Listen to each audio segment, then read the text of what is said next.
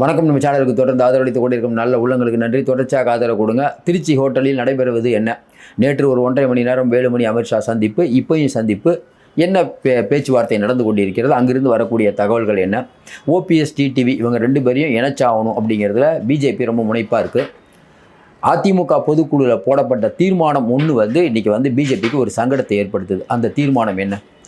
எடப்பாடி பழனிசாமியும் விடாப்பிடியாக இருக்கார், அமித்ஷா விடாப்பிடியாக இருக்கார். இது எங்கே நோக்கி போகும்? இப்போ பார்த்துட்ருக்க நீங்கள் சொல்லுங்கள், ஜெயிக்க போவது யாருன்னு உங்களுக்கும் பல கருத்துக்கள் இருக்கும். உங்கள் கருத்தை சொல்லுங்கள். ஏன்னா போன தடவை 21 தொகுதிகளில் அமமுக அதிமுகவுடைய அந்த வெற்றியை தடுத்தது. குறிப்பாக பார்த்தீங்கன்னா சிவகங்கையில் எச் ராஜா ஜெயிக்க வேண்டியது, அமமுக வாக்கையும் சேர்த்தா ஜெயிச்சிருப்பார். ஆனால் காங்கிரஸ் ஜெயிக்குது. இப்படிப்பட்ட சூழ்நிலையில் மைக்ரோ லெவல் மேனேஜ்மெண்ட் எல்லா ஸ்டேட்லேயும் அமித்ஷா பண்ணுவார். அதே போல் தான் இப்போ அமித்ஷா நேற்று வரும்போதே நம்ம சொன்னோம், இது பொதுக்கூட்டத்துக்காக வந்தது இல்லைங்க. நேரில் உட்காந்து பேசுவார். என்ன தான் நீங்கள் ஃபோனில் பேசினாலும் நேரில் பண்ணுற மாதிரி இருக்காது. இன்னொன்று அமித்ஷாவுடைய ஸ்டைலே வேறு மாதிரி இருக்கும். இப்போ இன்னும் குறிப்பாக பார்த்தீங்கன்னா இன்றைக்கி எடப்பாடி பழனிசாமி நேற்று சேலத்தில் இருக்கார். எல்லா அலுவல்களையும் ஒத்தி வச்சுட்டு எடப்பாடி பழனிசாமி வந்திருக்க முடியும், எங்கள் ஹோட்டலுக்கு பேசியிருக்க முடியும். ஆனால் எடப்பாடி பழனிசாமி ஏன் வரலை அப்படின்னா, நம்ம ஏற்கனவே சொல்கிற மாதிரி இப்போ மற்றவங்களாம் சொல்கிற மாதிரி அடிமை எடப்பாடிங்கிறாங்க. அடிமை எடப்பாடின்னு நேரம் வந்திருக்க மாட்டார். அவர் ஒரு முடிவில் இருக்கார் எடப்பாடி பழனிசாமி. அவர் விடாப்படியாக தான் இருக்கார். நான் யாரையும் சேர்த்துக்க மாட்டேன். ஏற்கனவே அவர் சொன்னது என்ன, உங்கள் கூட்டணி இதில் சேர்த்துக்காங்க, எனக்கு ஒன்றும் பிரச்சனை இல்லை. இப்போதும் கூட ஓபிஎஸ் டிடிவியை இதில் எப்படி இணைப்பது, அதுதான் நமக்கு தெரிஞ்சு அமித்ஷா அவர்கள் இதில் ஒரு முடிவு காண்டுருவார் தான் நினைக்கிறோம். ஏன்னா அவர் ரொம்ப உறுதியாக இருக்காங்க. எடப்பாடி பழனிசாமிக்கும் அவர் ஜெயிக்கணும், அவர் முதலமைச்சர் ஆகணும். இல்லை அவங்க கூட்டணியில் கூட சேர்க்காதீங்க அப்படின்னு சொல்ல மாட்டார்.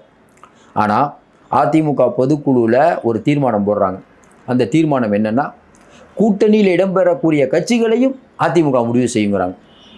அதுதான் இன்றைக்கி பிஜேபிக்கு இடைஞ்சல். அதனால தான் பிஎஸ் கோயலை அவங்க போடுறாங்க. ஏன்னா பிஎஸ் கோயல் எல்லாத்துக்கும் அணுக்கமாக இருப்பாருன்ட்டு.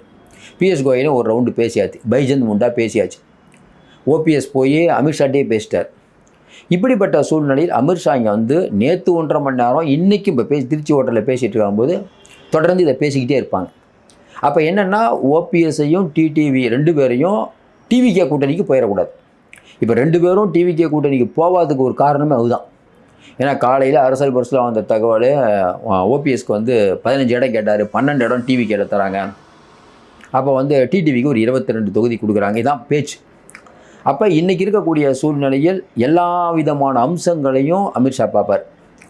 இன்றைக்கி டிடிவியால் என்ன முடியும், ஓபிஎஸ்ஸால் என்ன முடியுங்கிறத தாண்டி இவங்க போனால் ஒரு ஓட்டு போனாலும் சிக்கல். ஏன்னா இந்த வர தேர்தல் சில ஓட்டுகள் கூட வெற்றியை தீர்மானிக்கும். திமுக எந்த சூழ்நிலையும் ஜெயிக்கக்கூடாதுன்னு அமித்ஷா நினைக்கிறார். இன்னும் குறிப்பாக பார்த்திங்கன்னா, இந்தியாவே நம்ம கண்ட்ரோலில் இருக்கும்போது அப்போ விஜய் அப்படிங்கிற ஒருவர் இன்றைக்கி அவங்கக்கிட்ட ஆளுங்க இருக்காங்க. ஆனாலும் இவங்கக்கிட்ட இருக்க நெட்வொர்க் இருக்குது பாருங்கள். அமித்ஷா இருப்பார், பைஜந்த் முண்டா இருப்பார், பிஎஸ் கோயல் இருக்கார், அந்த பக்கம் பழனிசாமி, வேலுமணி, தங்கமணி, விஜய் பாஸ்கர், ஏகப்பட்ட ஜாம்பவாங்க இருக்காங்க. இவங்க எப்படியும் டிடி ஓபிஎஸ் வரணுங்கிறது ரொம்ப முனைப்பாக இருக்காங்க. இன்னொன்று, நிறைய பேர் அவங்களுக்குள்ளே தெரியும், பேசிகிட்டு இருப்பாங்க. இந்நேரம் டிடிவிட்ட கொஞ்சம் அண்ணாமலை சொல்லியிருப்பார்ல, கொஞ்சம் அமைதியாக இருங்க பாஸ், ஏற்கனவே அவங்க ஒரு மேட்ரு போயிட்டுருக்குது. ஏன்னா நீங்கள் பாட்டு கூட்டணி விட்டு போயிட்டா எனக்கு தேவையில்லாமல் சிக்கலாக போயிடும், நான் தான் கூட்டணியை உடச்சி விட்டாங்கிற மாதிரி அமித்ஷா நினச்சிட்ருக்காரு. தேவையில்லாமல் பிரச்சனை பண்ணிடாதீங்க. இன்னொன்று, டிடிவி கட்சிக்காரங்களுக்கும் என்ன யோசிப்பாங்கன்னா, நம்ம பிஜேபி விட்டு டிவிகே பக்கம் போனோம்னா ரைடு கீடு ஏதாவது விட்டாங்கன்னா ஏகப்பட்ட கேஸ் இருக்குது. இன்னும் குறிப்பாக பார்த்தீங்கன்னா, அங்கே போனால் பணமும் கிடைக்கும். அதிமுக என்டிஏ கூட்டணிக்கு போனால் பணமும் கிடைக்கும், சீட்டும் கிடைக்கும். சீட்டு கொஞ்சம் கம்மியாக கிடைக்கும், ஆனால் பணம் கிடைக்கும். இந்த பக்கம் டிவி கேட்ட போனால் ஒன்றும் பிரச்சனை இல்லை, சீட்டு கொடுப்பாங்க, ஆனால் பணம் கொடுக்க மாட்டாங்க. இங்கேயும் ஜெயிக்கிறதுக்கான வாய்ப்பு இருக்குது, இங்கேயும் ஜெயிக்கிறதுக்கான வாய்ப்பு. இதெல்லாம் 2 தரப்பையும் யோசிக்கும். டிடிவியும் இன்றைக்கி அமமுக பொதுக்குழுவில் பார்த்தா 2 பேர் எந்த கூட்டணிக்கு போவாருன்னே தெரியாது. 2 பேரையும் சேம் சைட் கோல் போட்டுட்ருக்காரு. அதான் தேர்ந்த அரசியல்வாதி. எப்படி ஐயா பண்ணுறாரோ, அரசு ஊழியர்கள் விஷயத்தில் திமுகவை பாராட்டுவார், பிஜேபி பண்ணுற விஷயத்த எதுக்கவும் மாட்டார். அப்போ எங்கே வேணால் போய்க்குவார் அவர். ஏன்னா பாட்டாளி மக்கள் கட்சி இன்றைக்கி என்ன அமித்ஷா சொல்கிறாரு, அதிமுக 170 சீட்டில் நிற்கணும்னு அவங்க உறுதியாக இருக்காங்க. இவங்க எல்லாத்தையும் ஒன்று சேர்க்கணும் அப்படிங்கிறதுல இன்றைக்கி அமித்ஷா உறுதியாக இருக்கார். அதிகபட்சம் நம்ம கேள்விப்பட்ட வரைக்கும் 25லேருந்து 28 சீட்டு தான் கொடுப்பாங்க பிஜேபிக்கு. இப்படிப்பட்ட சூழ்நிலையில் ஏன்னா அமித்ஷா தொடர்ந்து பேசுகிறத பார்க்கும்போது அவருடைய வலியுறுத்தல் அப்படிங்கிறது டிடிவி ஓபிஎஸ்க்கு கொஞ்சம் அதிகமாக சீட்டு கொடுங்க. ஏன்னா அன்றைக்கி தெரிஞ்சு கூட்டணிக்கு வரதுக்கெலாம் எடப்பாடி ஒத்துக்குவார், கூட்டணிக்கெலாம் விடாப்பிடியாக இருக்க மாட்டார். ஏன்னா டிடிவி கூட்டணியில் இருக்கும்போது தான் எடப்பாடி போய் சேர்றார். அப்போ எடப்பாடி சொன்ன வார்த்தை என்ன, என்னங்க நீங்கள் பிஜேபி கூட்டணி இல்லைன்னா அமமுக இருக்குன்னா, சார் நாங்கள் பிஜேபியோட இருக்கோம், பிஜேபியோட நிறையா கட்சி இருக்குது, முடிச்சிட்டார். அதுக்கப்புறம் டிடிவி தான் முதல்ல திட்ட ஆரம்பித்தார், துரோகி கிரேகின்னு திட்ட ஆரம்பித்தார். இப்போ பழனிசாமி எப்படி யோசிப்பார், துரோகின்னு சொல்லுங்கள், என்ன வேணால் சொல்லுங்கள், எனக்கு காரியம் முக்கியம், நான் சிஎம் ஆகணும். எடப்பாடியோட ஹிஸ்ட்ரியே பார்த்தீங்கன்னா, அவர் அமைதியாக இருந்து அவர் நினைச்சதை சாதித்து விட்டு தான் அதுக்கப்புறம் தான் வேகம் எடுக்க ஆரம்பிப்பார். இப்போவும் கூட எடப்பாடி பழனிசாமி, அமித்ஷா 2 பேரும் நேரடியாக சந்திக்காத காரணம் வேலுமணி எல்லா பேச்சையும் முடிக்கிட்டோம், ஃபைனல் ரவுண்டில் பேசுவோம். ஏன்னா இவங்கெல்லாம் உள்ளே கொண்டு வரலாம், இந்தந்த தொகுதி கேட்குறாங்க, போன தடவை வந்து நீங்கள் இதில் ஜெயிச்ச தொகுதி 2, 3 இருக்குது, அதெல்லாம் கொஞ்சம் கொடுங்க, இதெல்லாம் இந்த பேச்சுவார்த்தை நமக்கு தெரிஞ்சு இன்றைக்கே முடியுமா நமக்கு தெரில. இது ஆனால் வந்து இந்த பேச்சுவார்த்தை எதுக்குன்னா, ஓபிஎஸ் டிடிவி டிவிக்கே பக்கம் போயிடக்கூடாது. அதான் இப்போ ஓபிஎஸ் டிடிவி என்ன நினைப்பாங்க, பரவாயில்லப்பா நமக்காக உள்துறை அமைச்சர் அமித்ஷாவே பேசுகிறார், அப்போ இவங்க சொல்லியிருப்பாங்க கொஞ்சம் பொறுமையாக இருங்க தலைவரை, எல்லாம் பேசிகிட்டு இருக்காங்க, நீங்கள் அவசரப்பட்டு டிவிக்கெலாம் முடிவு பண்ணிடாதீங்க, வெயிட் பண்ணுங்கள். அதனால தான் இன்றைக்கி வந்து டிடிவி சொல்கிறார் 30 நாள் டைம் இருக்குது, தேர்தலுக்கு வேணால் 100 நாள் இருக்கலாம், இன்றைக்கி வந்து முடிவு எடுக்கிறதுக்கு 30 நாள் இருக்குது. இதையெல்லாம் வைத்து பார்க்கும்போது எப்பயுமே எங்கள் அதிகாரம் அப்படிங்கிறது மிக மிக வலிமையானது. இப்போ அதிகாரத்தில் இருக்கக்கூடியவர் அமித்ஷா. ஏன்னா அமித்ஷா கிட்ட போனால் ஏன்னா தேர்தலில் ஜெயிக்கிறது தோக்கிறதுலாம் ஒன்றும் பிரச்சனை இல்லை. ஆனால் இன்றைக்கி அமமுகவுடைய நிலைமையும் ஓபிஎஸ் உடைய நிலைமையும் என்ன, அவங்க கட்சியிலக்காரங்க அவர் நிறைய சொத்து வச்சுருக்காங்க. நீங்கள் டிவி கேட்ட போனால் ஜெயிக்கலாம், பிரச்சனை இல்லை. ஆனால் பிஜேபியை பகைச்சிக்கிட்டு போனீங்க, அமித்ஷா சொல்லதையும் மீறி போனீங்கன்னு வச்சுக்கோங்களேன், அது வந்து உங்க வந்து அடுத்து 3 வருஷமும் உங்கள் கவர்மெண்ட் 29 வரைக்கும் அமித்ஷா தான் உள்துறை அமைச்சர். அப்போ அது வந்து உங்களுக்கு நேரடியாக இருக்கும். அந்த அளவுக்கு அதுதான் இப்போ பிரச்சனையே.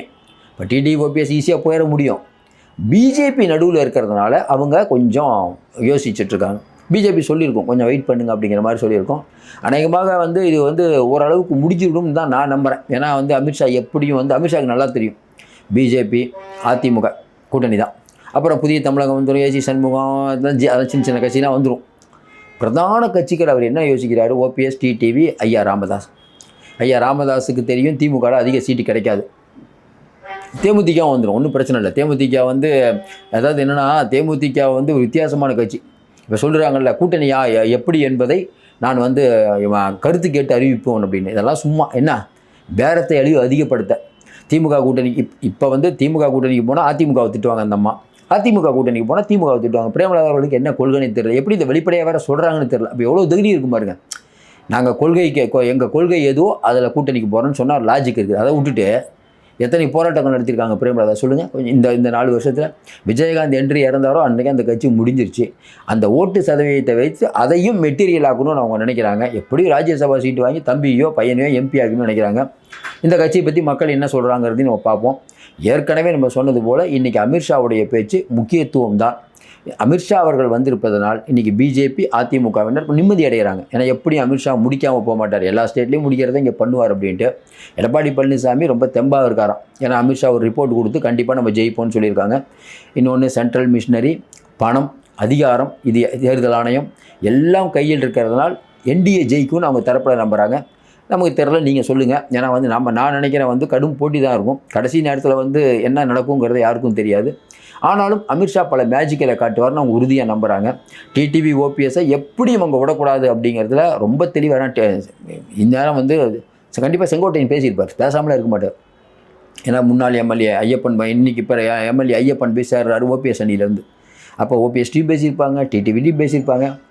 2 பக்கத்துலையும் அழுத்தம் வர்றதுனால எந்த ஆஃபர் நல்லா இருக்குங்கிறது இப்போ ஓபிஎஸ் டிடிவிக்கான முக்கியத்துவம் அதிகமாகிடுச்சு. அதில் மாற்று கருத்தெல்லாம் இல்லைன்னா இப்போ வந்து பழனிசாமி வந்து ஓபிஎஸ் டிடி வேணாங்கிறாரு, 2 பேரும் வேணாம் தானே சொல்கிறாரு. அப்படி இருந்தும் இன்றைக்கி பிஜேபி அவங்களுக்காக பேசுதுன்னா இருக்கக்கூடிய சில பல ஓட்டுகள்னால முக்கியத்துவம். அந்த வகையில் ஒரு முடிவு வந்துடும் அப்படிங்கிற மாதிரி சொல்கிறாங்க. உங்கள் கருத்தையும் சொல்லுங்கள். தொடர்ந்து ஆதரவு கொடுங்கள். மீண்டும் சந்திப்போம். நன்றி, வணக்கம்.